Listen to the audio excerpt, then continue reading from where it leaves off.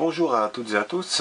Je vais reprendre le projet du générateur hydrogène-oxygène. Je m'étais arrêté dernièrement au problème de la compression du gaz. Je voulais partir sur un système de compresseur de clim pour automobile.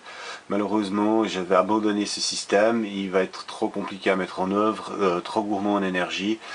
Et sans certitude que ça fonctionne, que le compresseur il tienne le coup à l'utilisation avec l'humidité qu'il y aura dans le gaz, dans l'hydrogène.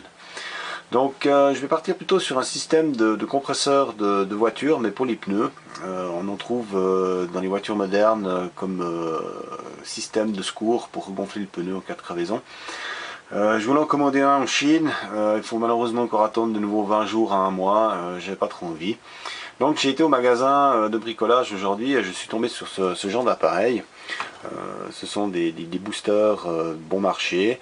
J'en ai déjà eu au garage un peu de toutes les marques. C'est assez catastrophique, il faut tout le temps les laisser en charge. Mais par contre, ce qui est intéressant, c'est que dedans il y a un compresseur et il y a des composants que je vais pouvoir utiliser, comme les interrupteurs, l'indicateur de charge de batterie par exemple, que je vais peut-être réutiliser, et optionnellement peut-être quand même réutiliser le système de batterie interne pour par exemple alimenter l'Arduino et les quelques éléments qui peuvent fonctionner par exemple quand il n'y a plus de soleil. Vu que le système j'aimerais le faire fonctionner solaire, donc ça pourrait être intéressant d'utiliser sa batterie qui est là, malgré qu'elle n'ait pas de très bonne qualité. Ça pourrait être intéressant pour garder certains éléments électroniques en fonction en dehors des moments de soleil. Voilà, donc je vais le démonter, on va voir un petit peu ce qu'il y a dedans, comment ça va être utilisable, ce que je vais pouvoir en faire. En espérant pouvoir faire quelque chose avec, autrement je le remonte et je l'utiliserai au garage le temps qu'il fonctionne comme booster. Mais c'est vraiment pas des très bons appareils, donc j'espère pouvoir utiliser ce qu'il y a dedans pour mon projet de séparateur hydrogène-oxygène. Voilà, je vais commencer par le démonter et on verra ce qu'il y a dedans.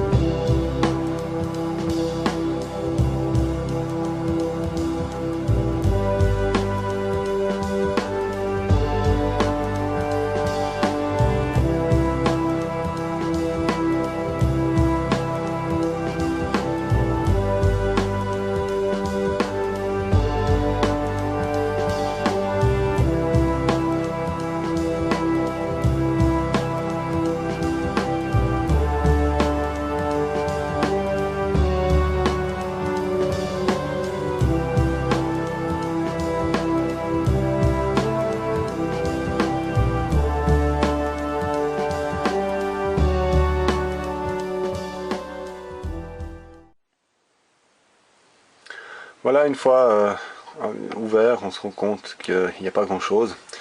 Donc ce compresseur là, je ne vais pas pouvoir l'utiliser malheureusement. Du fait que la prise d'air, elle est... je sais pas si on la voit. Il y a juste en fait ici un tout petit trou qui est la prise d'air. Donc je ne vais pas pouvoir réussir à mettre un adaptateur dessus.